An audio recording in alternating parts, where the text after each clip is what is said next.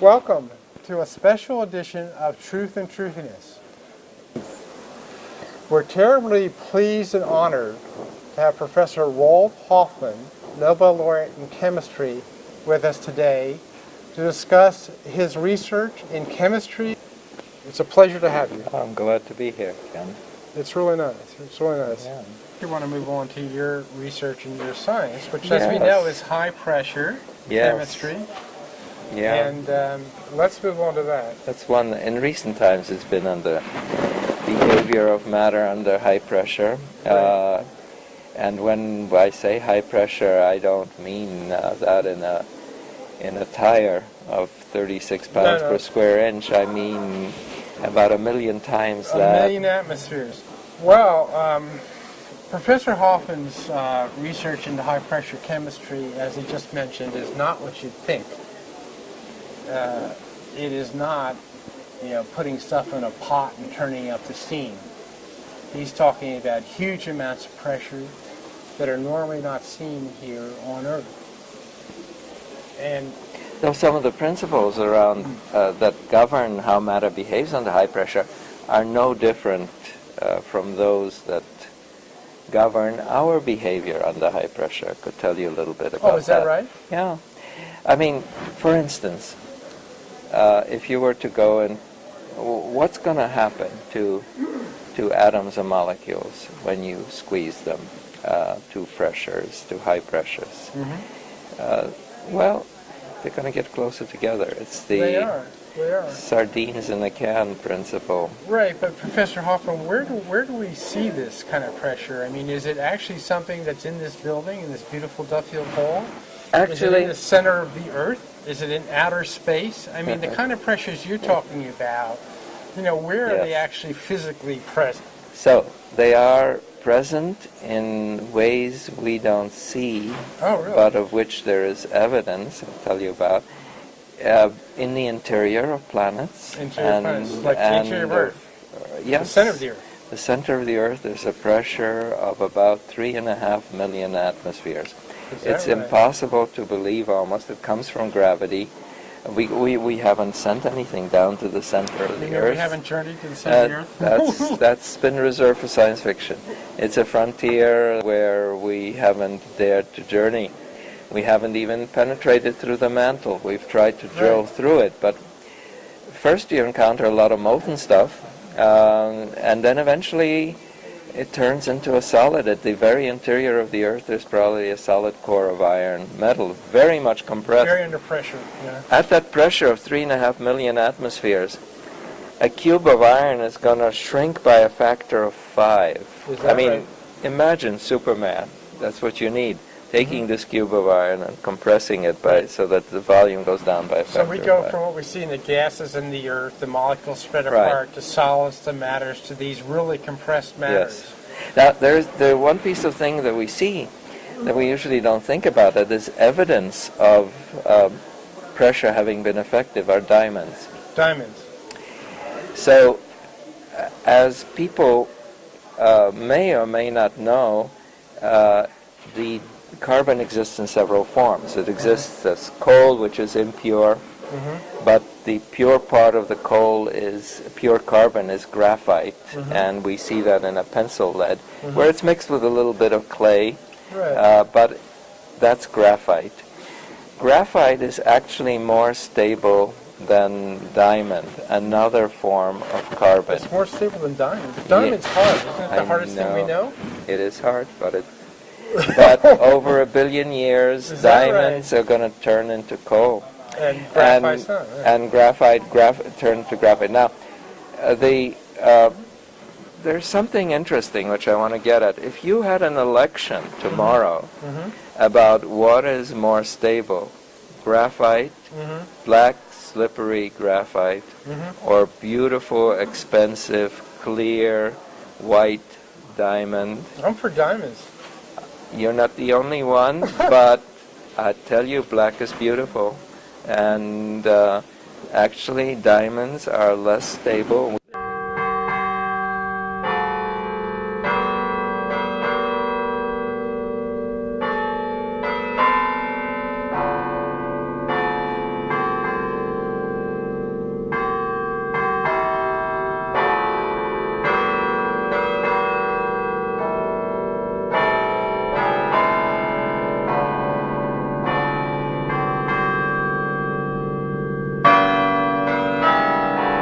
research this stuff. I mean, if we want to get realistic about having 1,000 atmospheres, or is this 1,000,000 atmospheres? How many atmospheres are we talking You about? actually, a million atmospheres. Right. Just near here in Bard Hall, there is an apparatus that can generate 1,000,000 Is that atmospheres. right? Well, what is that like? What is that? It looks like a big box, Yeah? and in it is a lot of things being screwed together. Mechanical and pressure? Mechanical pressure, and also hydrostatic pressure that is through a fluid. Mhm. But ultimately, mechanical pressure and the ultimate adjustment may be, in fact, just turning a screw. Is that right? And at the center of it, in a little cell between two diamonds, which are the So they hardest have the thing known. diamonds.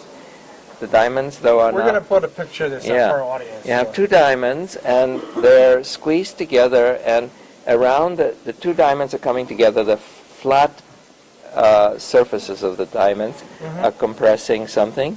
Around it is a donut-shaped gasket, as it's called, something that gives a little bit, and the diamonds are squeezed together. In there, you get millions of atmospheres. Is that right? You're actually squeezing the diamonds. Squeezing Millions the of diamonds. atmospheres. Right here in Bartle. Yeah. All right. But I didn't finish the story of where the diamonds come from. Where do the diamonds come from? The diamonds comes from holes in the earth, of course. Holes. They're called kimberlite pipes. Is that right? They're big pipes those pipes, they're in a kind of sand, compressed. In them are lying little diamonds. They've been pressed through the mantle from the interior, from the interior. of the earth. Come up from the high Because pressure interior. under pressure, graphite, which is the most stable, I keep insisting that nice black graphite is more stable, even though it's cheaper than diamonds by a lot. It's if you want to turn it into diamonds, you have to apply a lot of pressure. Well, that's what you have in the interior of the earth. So in the interior of the earth, coal has turned into diamond. And then it comes up. And comes up through And this. it wasn't true that actually one of the first uses of high pressure chemistry was to make diamonds. To make synthetic diamonds. Yeah. Well, who knows? The people who did that at General Electric, not too far from us in Schenectady, they only make industrial diamonds. Yeah. I wonder if there isn't an agreement, tacit or paying, between General Electric and De Beers Mines, or Don't make your diamonds too big. don't make your diamonds too big. The economy of Russia and South Africa depends on diamonds being expensive. Right. Well, we're saying science and the real world has these And things. if any of my friends invents a new way of making diamond, hey, this is a model. Was that a diamond? That's a model of how the carbon atoms are arranged in diamond. Got to show this to your audience. Could you zoom that in, somebody? Fantastic. That's a diamond. Now, don't worry, the balls are not orange. They're not. The ball. This is a model. Nor are they painted with a C for carbon on them. That's just a symbol. But they're arranged in space like this. A beautiful, very stable array with each atom bonded to 4 others rigidly. It doesn't give diamonds very hard. That's what diamond looks like. So can we press that together, though? I mean, is that as compressed as it gets, or what happens when It's about as compressed. Even this gives a little bit. So Is that right? just about at the pressures in the interior of the Earth, it keeps the same structure, but as you compress it, these distances between the carbon atoms get shorter They shorten. by about 10% in the 10% center of the Earth. But what are some of the extreme landscapes that happen at high pressure that we may not think of? That odd does. The first thing that happens is gases become liquids and liquids become solids. Most people know about liquefying gas. Even natural gas Liquefied natural takes gas. very little pressure to liquefy natural gas, and that's how it's shipped by pipelines as a liquid, and that's how it's stored in tanks, and then it's converted into a gas on the site. So, and then if you compress a little more, you get solid. Everyone knows one. Solid gas. Yeah, everyone knows one solid gas. That's dry ice. Dry ice, right? Yeah. That's CO2. Not very healthy. I wouldn't breathe in dry ice. But when you liquefy it and compress it, when you then compress it further, it turns into a solid. Is that right? So that's So things become solid. Then if you press them a little bit more, they get closer together, the atoms in matter, and they become metals. And they get so close together that the electrons, which are usually connected to one atom, become, they sort of don't know where they should be going. Is that So right? they start associating themselves with other atoms and they lie around. The picture I like to give of sort of what happens in general when you compress something is that you get closer together. You just get closer. So the picture I have is, and everyone knows this. Everyone's gone in the New York subway. You know, you go in a subway car, and the first thing that operates is not physics, but sort of human nature. You sit as far apart from strangers, unless you're in love with somebody, and you sit right next to them. But usually you sort of distribute yourself far apart. Then you come in more people, and let's say it's New York subway where you're sitting in a long bench, and you're going to have two nearest neighbors. Two nearest the people. When there aren't too many people, people are going to avoid standing. Right. Now, you come at rush hour, you may want to have two neighbors. Oh. No chance in the world you're going to have two neighbors. Six, or if you're small, you're going to have more people pressing on you. So you get more neighbors, more crystalline neighbors. Well, what is the hierarchy of responses of pressure in crystal? What happens first, what happens second? If I press this thing together. The first thing that happens is, even before you get more near neighbors, the first thing is you squeeze out sort of empty space. That's what's happening, except it's not empty. There are small forces.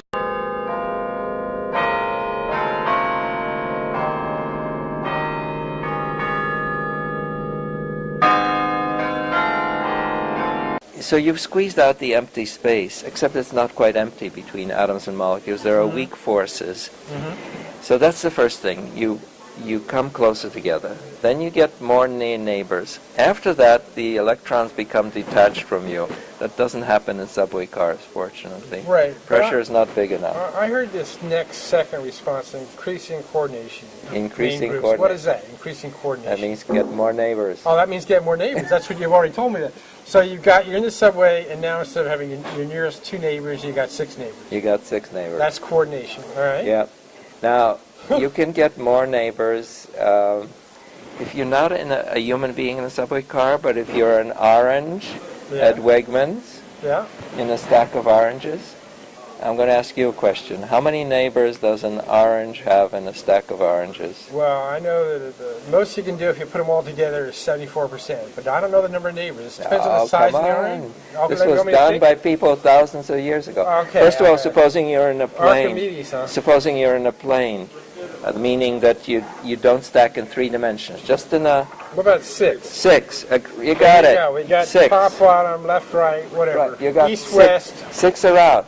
Okay, that's what you get for human beings in a subway car because human beings don't climb on top of each other, right? Normally. Normally not. Yeah. But in a subway car, in a stack at Wegmans, oranges are on top of each other. Oranges are on top and they're below.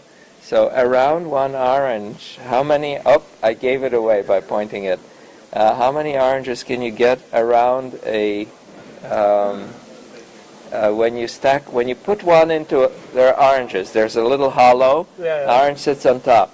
How many oranges can you put around that one? Turns out you can put 3 around one that's underneath. Is that on right? top and 3 on bottom. So the total is 12. Yeah, but I want to squish the oranges. I don't want to screw around with oranges. I want to really press matter 1,000 atmospheres. How do I do that, though? I mean, I really, the oranges, they're so squashed by now. We're past oranges. That's it. You got it. You said it. Oranges are squashed. Okay. Yeah. So what happens is the oranges, when they're piled up with 12 nearest neighbors around each other. Oh, 12 now. One orange has 12 around. Okay. There's still empty space, little nooks and crannies of empty space. You're going to squash some more. The oranges got no choice but to get closer together. They're going to, you said it, they're going to be squashed up. So that what they do is they squeeze into the nooks and crannies. And they fill all of space with the debris of oranges, the juice, horrible pulp, juice being squeezed together. Well, we got a little video. If you take a plastic and you introduce a ceramic or an inorganic to make a composite out of it, you can make it to be stiffer, but at the same time you make it to be easier to break. You make it more brittle, as we say. In nanocomposites, you can actually have both. Well, the applications can be really very broad. One can think of these materials as alternatives for automotive applications. The rolling hills, Ithaca and Cornell sits on a hill. As you look out around the hills, the green and the red and the yellow and the brown and what have you, it's absolutely gorgeous. I think this place is very conducive to dreaming in and of itself. If you look around, there's such a sense of history. If you walk across the quad and look at the old 19th century buildings and the statue of Ezra Cornell, sometimes I'll come out at the end of a day and after teaching my last class and step outside and the carillon will start.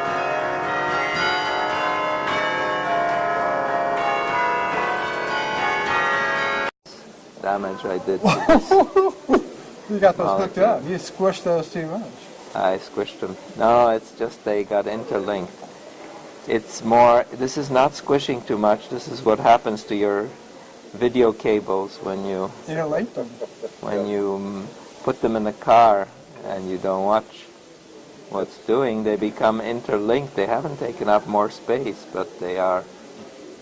Hey, this is not too good. It's a little bit of We're a going to take a little puzzle. break and Take a little. This is actually good. It's like a puzzle, relaxes the mind. And as long as he's not there, he's got it. All right. Unraveling. Right. So, but in general, how does something that's not metallic become metallic? So the atoms get close to each other, Yep. and the electrons don't only feel the nuclei. That's what keeps them together in atoms. Electrons are negative charge, nuclei positive charge. The electrons stick to a nucleus in very well-defined quantum mechanical orbits. Mm-hmm. But then when the atoms get closer together, all of a sudden the electrons see the other nuclei of the other atoms. They detect it. Close enough.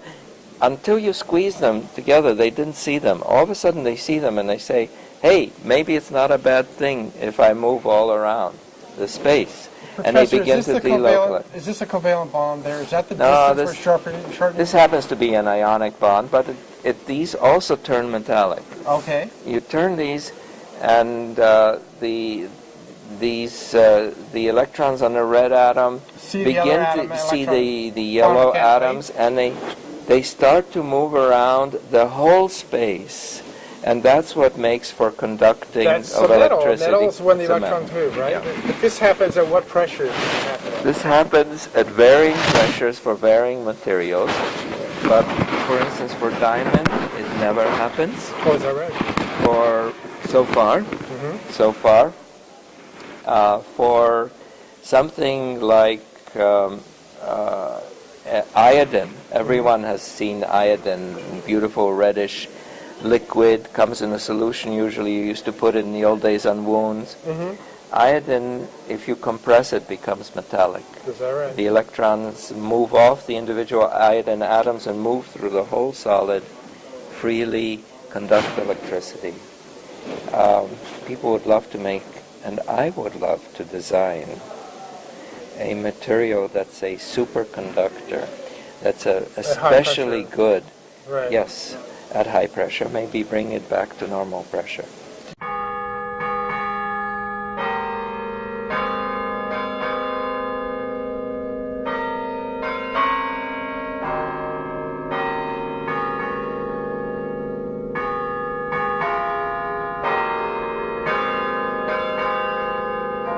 Particularly interesting to you as a researcher? It's a playground. It's a new playground. Hang together, bond to each other at normal atmospheric conditions. I don't understand it perfectly, but I do understand it. Now here, all of a sudden, are extreme conditions. Extreme, yeah. And really extreme. This is an extreme of pressure. There could be also extremes of heat and other forms of energy. And this gives me a new playground. And by pushing things to extremes, you often find out about how things behave at the center. I'm sure you do. Because if you can describe the boundaries, you can perhaps also understand the center better. I think it's just great fun. I'm sure it is. But let me ask you this question, though. At these extremes, like when quantum mechanics was born, that was considered extreme of small. Yes. The classical physics did not anticipate that extreme of things changing That's that right. small. So my question, do you see new fundamental laws of chemistry and physics coming about, or do you just see the extremes which will illuminate the center, as you say? I don't see any fundamental things coming out, but you know, the infinite variety of molecules that I can get, both natural and unnatural, describes a kind of microcosm which is so interesting, and I haven't exhausted it all. I keep finding new molecules that people haven't yet made. They haven't That's made, part they of what I do, is Yeah. I design new molecules. Anyway, this extreme I don't think is going to lead to any new physics, but boy, is it interesting. But would help us understand, I mean, you're talking about these extremes exist at the center of our planet. Yes. They exist in a number of other stellar spaces. They're in outer space. So is this going to give us tools, say, to understand astrophysics better? Is there some way in which this is going to contribute in a wider range to man's knowledge of... I think so. I think we'll know a little bit better about what is the behavior of matter at the interior of Saturn and Jupiter, the large planets. Also perhaps any new planets that are found. I don't think it's going to make for better ginger ale, but it's going to be, it gives us new knowledge. But what I love about it. theoretical people like yourself? You're actually very, very theoretical, much more than I am you've got- theoretical. I know, it's a wonderful thing, but anyway, but does this tell us anything about matter after the Big Bang? Everybody knows the Big Bang, everything is all compressed together. And Look, the pressure must have been incredible. Yeah. I still, the rules are the same. I don't think it's going to tell us anything new, but I don't want people to be sad about that because I think they have enough trouble understanding their neighbors, if not their girlfriend. Exactly. So it's not going to, that's enough trouble in this world. We've got enough trouble. And it's one... I think it's a lot of fun to understand the world that we have and to stretch it. I said I design new molecules. I can think up, despite the fact that the chemists have made to date something like 75 million new molecules. Is that right? Yeah. Since this particular gang of scientists has been active for 200 years. I can think up with my computer some molecules that haven't yet been made. Have not yet been done. Not yet been made. Wonderful. I call them waiting to be made. Waiting to be made. Well, we're going to have to leave it there. It's been a great pleasure having you on our show. Thank you so much for your truth. Professor Roald Hoffmann, Nobel laureate in chemistry at Cornell University. Thank you so much. Bye now.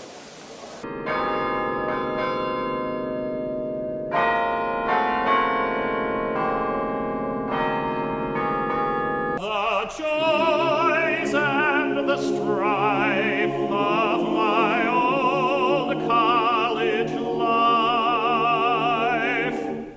Ah, those days were the best I have known. Then here is a toast we will drink, a good rousing health to Cornell. Let your glasses clink. A good excuse, I think, is a toast to her we all love so well.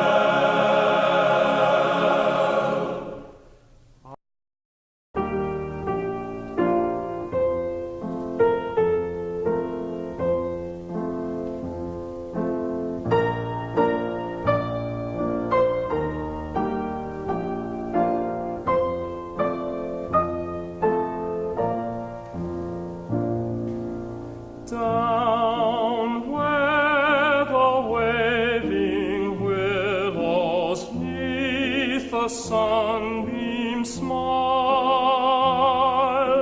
shadowed o'er the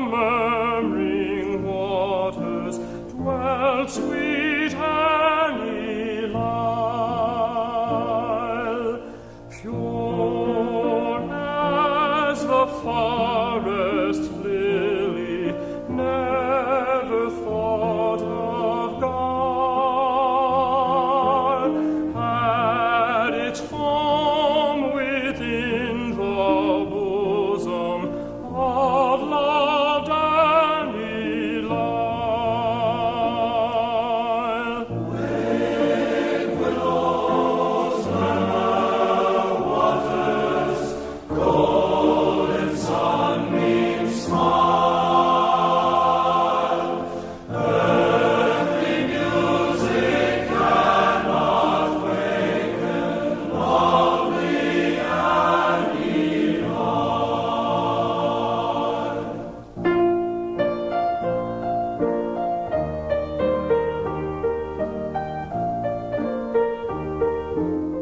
He also, It's he true, talked about I global mean, warming before it was I'm not global warming, so- right? yes, he did. He's talking about very important stuff in a way. Professor, Yes, who sir. are your heroes? Right My heroes. Oh, I wish I'd asked that. My heroes. Archie Ammons, who was Yeah. the poet at Cornell, was one of my heroes. Okay. Wonderful poet. I think people like Mandela are heroes. They're still human beings, but they're quite remarkable.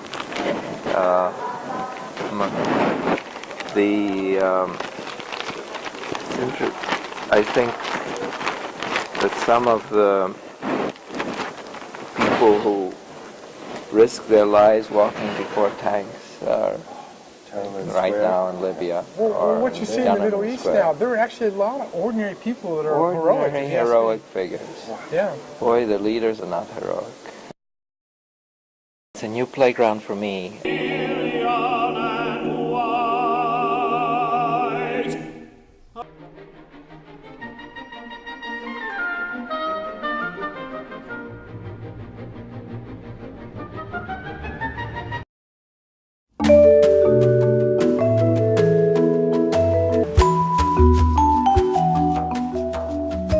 Ndiqaba isonka, ndiqaba isonka, ndiqaba isonka, ndiqaba isonka.